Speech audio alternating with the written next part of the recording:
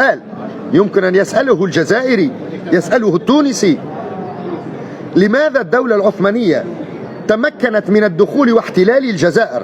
كانت اسمها حينها ليس الجزائر، كانت اسمها المغرب الأوسط، وتونس المغرب الأدنى، والمملكة المغربية المغرب الأقصى. لماذا تسنى لها الدولة العثمانية وقوتها، تسنى لها دخول الجزائر ودخول تونس، ولم تستطع الدخول ولو سنتيمتر واحد في أراضي الإمبراطورية المغربية؟ سؤال وجيه، والجواب نتاعو سهل جدا: لأن المملكة المغربية لها رجال عاهدوا الله على الدفاع عن أراضيهم.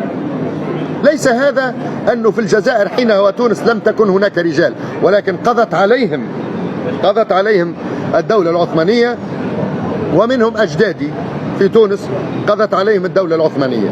ولذا الحمد والشكر لله قوية منذ أكثر من 13 قرن، ولم يتجرأ سياسي في المملكة المغربية وقال نحن قوة ضاربة وعندنا النيف.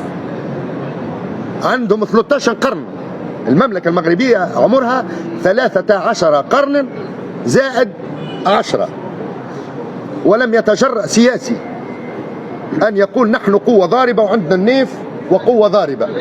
ولكن دويلات صنعتها فرنسا، ولدت سنة 1962، زوجة ماكرون أكبر منها أو أمي أكبر منهم، واضح، ويقول نحن دولة ضاربة.